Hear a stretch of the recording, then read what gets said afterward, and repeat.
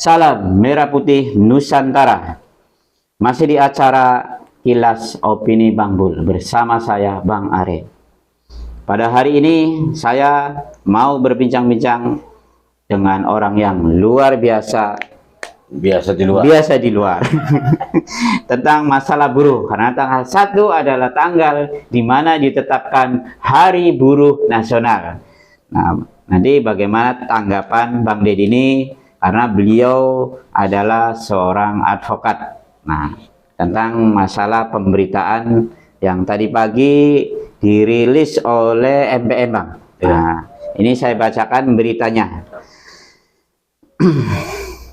Hari Buruh Nasional, tepatnya tanggal 1 Mei, merupakan momen bersejarah yang diperingati oleh pekerja seluruh Indonesia. Dengan momen Hari Buruh, Kongres Aliansi Serikat Buruh Indonesia hari ini mengadakan aksi unjuk rasa guna untuk menyampaikan aspirasi terkait hak-hak para buruh. Kira-kira seperti itu, Bang. Bagaimana menurut tanggapan Abang? Apa yang dimaksud buruh? Ya, sebelumnya saya ucapkan selamat Hari Buruh Nasional kepada segenap pekerja yang ada di Negara Kesatuan Republik Indonesia. Bahwa perlu kita pahami bersama bahwa buruh itu adalah seseorang yang melakukan pekerjaan dan berhak atas imbalan.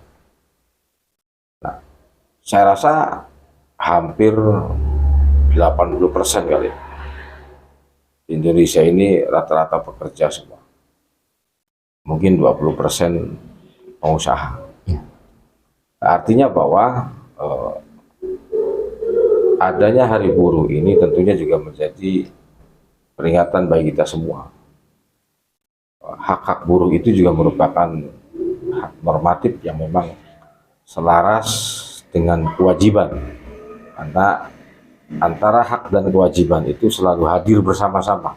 Ketika kita mengatur tentang kewajiban, maka di situ sendiri lahirlah satu hak. Seperti halnya pekerja itu tadi. Pekerja itu wajib melakukan pekerjaan, tetapi di sisi lain dia juga berhak atas imbalan. Sebetulnya tidak hanya imbalan saja. Ada hak-hak lain tentang kesejahteraan, tentang kesehatan, tentang keselamatan kerja, tentang pensiun, tentang pesangon. Dan juga tentang upah lembur, dan ada juga tentang upah minimum regional UMR. Itu memang seharusnya pihak pengusaha ini betul-betul mematuhi, memberikan upah kepada pekerjanya itu berangkat daripada normatif tentang upah minimum regional tadi, atau upah minimum kabupaten UMR. Apakah upah-upah tersebut sudah diatur oleh undang-undang? Apakah perusahaannya yang menentukan? Sudah diatur. Jadi adanya upah minimum itu terdiri dari 2 komponen, yaitu gaji pokok dan tunjangan tetap. Nah, itu kisarannya itu bervariatif ya, tergantung upah minimum yang ditentukan di tiap kabupaten. Beda-beda gitu. Beda-beda. Karena itu kan nanti ada rapat tripartit antara pihak pengusaha, pihak dinas tenaga kerja dengan pihak pekerja. Maka di sini butuh memang adanya organisasi pekerja untuk mengemban misi serta aspirasi daripada pekerja itu sendiri. Nah, di situ digodok nanti bagaimana kemampuan pengusaha ini untuk memberikan upah yang sesuai dengan upah minimum kabupaten dari tiap kabupaten. Itu upah minimum itu upah terendah sebetulnya. Upah terendah yang ditetapkan oleh pengusaha, pekerja, dan juga pemerintah. Dan tiap kabupaten tentunya tergantung daripada kemampuan pihak pengusaha itu juga pada akhirnya. Walaupun memang di sini fungsi pemerintah adalah menjembatani kepentingan pekerja dan pengusaha yang akan menjadi satu tujuan. Karena pada prinsipnya pekerja tanpa pengusaha mana bisa dirut pekerja. Pengusaha tanpa pekerja mana bisa mengerjakan pekerjaannya. Jadi sebetulnya antara pengusaha dan pekerja itu adalah seharusnya itu ada kesejajaran mengingat kepentingan serta kebutuhan dari pihak pekerja maupun pengusaha tadi. Karena kesejajaran antara pekerja dan pengusaha itu, maka tentunya Undang-Undang Ketenagakerjaan ini kalau kita baca itu betul-betul sudah memberikan derajat yang sama ya antara pengusaha dan pekerja itu setara kedudukannya itu. Dan bila mana pula terdapat pengusaha yang memang tidak memenuhi aturan ketenagakerjaan, tentunya akan mendapatkan sanksi bahkan pidana. Dan pekerja juga, bila mana dia 5 hari berturut-turut tidak bekerja tanpa keterangan, itu juga bisa dianggap mengundurkan diri dan di PHK. Bila terjadi hal yang demikian, kemana mengadunya itu, Bang? Ya, untuk penyelesaian perselisihan hubungan industrial Pancasila itu memang mekanismenya agak berbeda dengan upaya hukum lainnya, upaya khusus itu. Jadi pertama adalah bila mana terjadi sengketa perselisihan antara pekerja dan pengusaha, itu diupayakan melakukan upaya hukum bipartit. Bipartit itu adalah musyawarah antara pekerja dan pengusaha. Pengusaha itu biasanya diwakili oleh HRD, manajer yang membidangi hal itu, terus juga pekerja biasanya juga didampingi atau diwakili oleh organisasi pekerja seperti Serikat Buruh seluruh Indonesia, ada Serikat Pekerja seluruh Indonesia, dan itu hampir di semua perusahaan ada unitnya. Ada unitnya setiap perusahaan. Nah, setelah bipartit itu dilakukan perundingan antara pekerja dan pengusaha itu, terdapat titik temu, ya sudah selesai. Musyawarah tercapai kesepakatan. Namun demikian, bila mana dalam perjalanan bipartit ini tidak menemukan kata sepakat antara pengusaha dan pekerja, maka kemudian melanjutkan langkah-langkah hukum berikutnya melalui tata cara tripartit. Tripartit itu membuat satu gugatan yang diajukan ke Panitia Penyelesaian Perselisihan Perburuan di tingkat daerah. Dalam hal ini di Dinas Tenaga Kerja kabupaten kota di mana pekerja itu berada, di mana perusahaan itu berada, dan di mana kegiatan usaha itu berada. Nah, dari situ nanti misalkan pekerja merasa keberatan dengan kebijakan yang ditentukan oleh pengusaha, terus bipartit tidak ada titik temu, maka pekerja melanjutkan ke proses berikutnya yakni tripartit. Dalam proses tripartit itu maka akan diundang nanti pihak pengusahanya. Nah, apa alasan pengusaha ini tidak melakukan dan tidak menginginkan, tidak mengabulkan keinginan-keinginan dari pekerja? Dan juga begitu sebaliknya, apa alasan pekerja sehingga menginginkan sesuatu hal yang memberatkan pengusaha?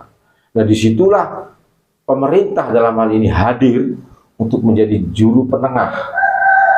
Seharusnya dengan memberikan solusi yang terbaik antara pengusaha maupun pekerja. Nah, proses tripartit ini berjalan, terus kemudian misalkan dalam putusan bipartit itu pekerja merasa tidak terima. Bahwa ini dia dirasa tidak adil bagi pengusaha. Ya. Karena pada prinsipnya gini, antara pekerja dan pengusaha itu berangkat dari kepentingan yang berbeda. Kalau pekerja, dia menginginkan pekerjaan sesingkat mungkin, seringan mungkin, ya, dengan mendapatkan imbalan yang besar. Ya, betul. Nah, sedangkan pengusaha ini, dia menginginkan permodalan yang kecil. Dengan modal yang kecil, modal ini dalam arti tidak hanya uang ya. Modal ini tentunya berbagai kapital yang dimiliki, yang dibutuhkan oleh perusahaan. Nah, dengan kapital yang kecil berharap mendapatkan keuntungan yang besar. Nah, dari dua mata kepentingan yang berbeda ini sudah pasti terdapat banyak friksi, gitu. Nah, dari friksi ini tentu keadilan apa yang kita inginkan ya. Kita bukan berbicara keadilan menurut pengusaha, juga bukan berbicara keadilan menurut pekerja, tapi keadilan sesuai Undang-Undang Nomor 13 Tahun 2013 tentang Ketenagakerjaan. Nah, terus lalu kemudian bila mana salah satu pengusahanya tidak merasa tidak adil putusan bipartit ini, Berikut juga pekerja bila mana merasa tidak ahli terhadap putusan bipartit ini bisa melanjutkan ke pengadilan perburuhan. Tiap provinsi itu ada. Di tiap ibu kota provinsi. Kalau di sini berarti di Bandung ya. Karena ini wilayahnya Jawa Barat. Itu masalah. Dan di sana sidang jawab jinawab dan saling bantah membantah. Timbul nanti ada putusan di pengadilan perburuhan itu. Itu. Cuman kebanyakan buruh itu pada melakukan aksi demonstrasi. Iya. Iya. Padahal ya sebetulnya sah-sah saja aksi demonstrasi itu ya. Padahal hukum itu sudah menyediakan ya. Hukum itu sudah menyediakan koridor tentang bagaimana melakukan upaya-upaya untuk menuntut keadilan. Tapi kebanyakan buruh itu pada melakukan aksi. Mungkin dianggap bagi mereka bahwa dengan melakukan aksi itu pressure lebih kuat. Lebih cepat ya. Ya, lebih cepat ya. Misalnya dengan aksi mogok kerja, tentunya kan pengusaha ini dibingungkan kalau mogok kerja. Nah, pada akhirnya nanti sebetulnya akan merugi semua. Karena ketika mogok kerja, pengusaha pasti merugi. Karena tidak ada aktivitas kan. Tapi di sisi lain juga pekerja akan rugi. Mau dari mana pengusaha itu membayar? Karena antara pekerja dan pengusaha, proses produksi dan hasil kerja, input, output, katakanlah marketing ya, produk itu tentunya satu mata, rantai satu kesatuan. Bila mana aksi mogok kerja marak dilakukan di tiap perusahaan, saya yakin pada akhirnya perusahaan akan gulung tikar. Dan unjuk rasa itu kalau saya perhatikan itu dari dulu dan sampai sekarang belum berhenti. Setiap tahun selalu ada. Apakah undang-undang yang dibuat itu tidak berpihak kepada buruh? Apa bagaimana? Menurut Abang bagaimana? Sebetulnya undang-undang tenaga kerjaan itu saya rasa itu sudah mensejajarkan kedudukan antara pengusaha dan pekerja dan lebih memanusiakan manusia pekerja. Nah, terus kemudian adanya aksi demo itu ya sekali lagi itu sah-sah saja. Sebetulnya kalau ada konflik antara pekerja dan pengusaha itu ya kita tempuh jalur tadi, jalur bipartit itu. Cuma yang jadi masalah kemudian adalah terkadang pekerja ini kan dia masuk ke organisasi pekerja yang berada di unit perusahaan itu kan. Nah sedangkan di sisi lain juga pengurus atau anggota serikat pekerja ini juga masih bekerja di situ, yang notabene butuh pekerjaan. Itu masalahnya. Jadi ketika dia bergerak personal, misalkan mengajukan bipartit dan tripartit, mungkin agak ngeri juga karena menyangkut kelangsungan bekerja kan gitu. Iya. Tapi di sisi lain kalau melibatkan semua pekerja, ya mungkin seperti itu arahnya. Ya. Jadi memang seharusnya ketika terjadi konflik antara pekerja dan pengusaha itu idealnya itu harus melibatkan pihak ketiga sehingga nanti karena itu sudah menjadi apa ya? Sudah menjadi hukum alam lah katakan seperti itu. Kita ini bekerja kepada perusahaan terus kemudian melawan perusahaan. Itu yang sindrom yang besar bagi para pekerja.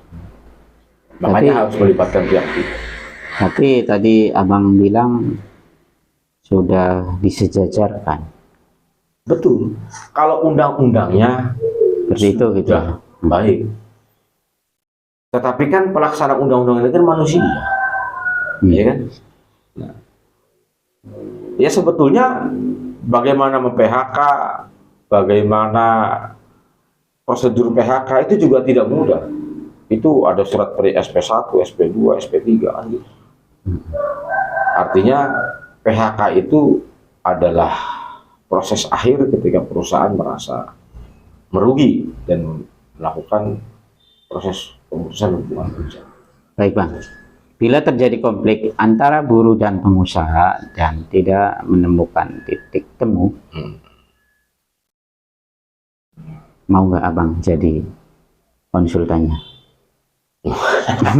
Jangan begitulah. Jangan selalu begitu. Yang penting saya menyampaikan bahwa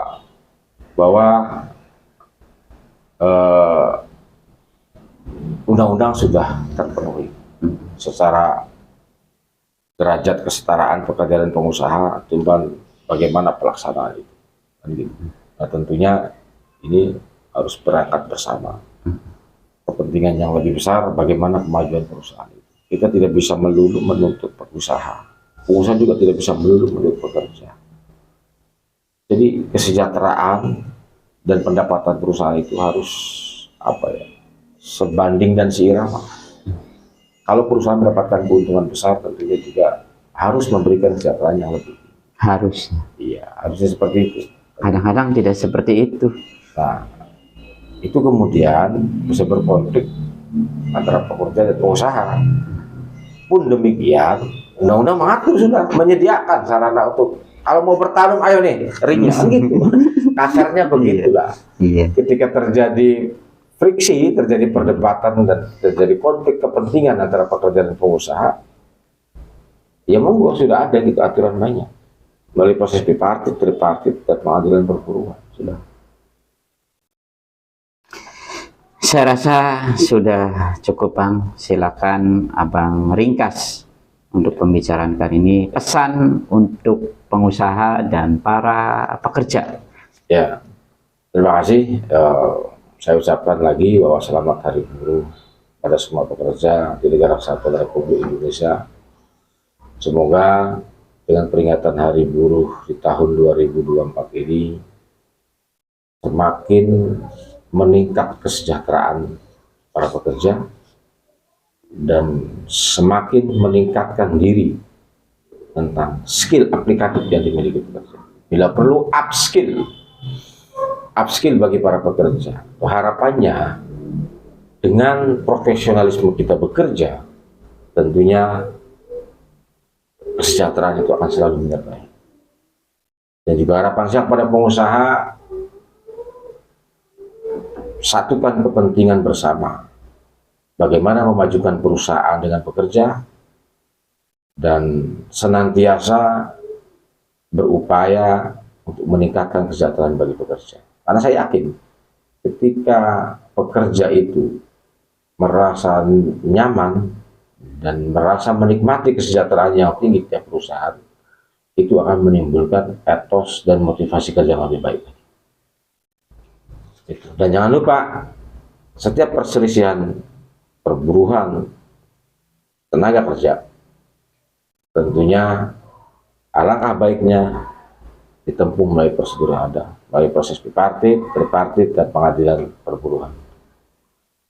Itu saja barangkali yang saya sampaikan. Terima kasih. Selamat Hari Buruh untuk pekerja Indonesia. Terima kasih buat para pemirsa yang menyimak sampai selesai. Semoga di Hari Buruh ini kedepannya nanti menjadi hari-hari yang produktif, hari-hari yang bermanfaat. Mari kita upgrade skill sebagai baik seorang pengusaha ataupun seorang pekerja. Salam merah putih. Assalamualaikum warahmatullahi wabarakatuh. Waalaikumsalam.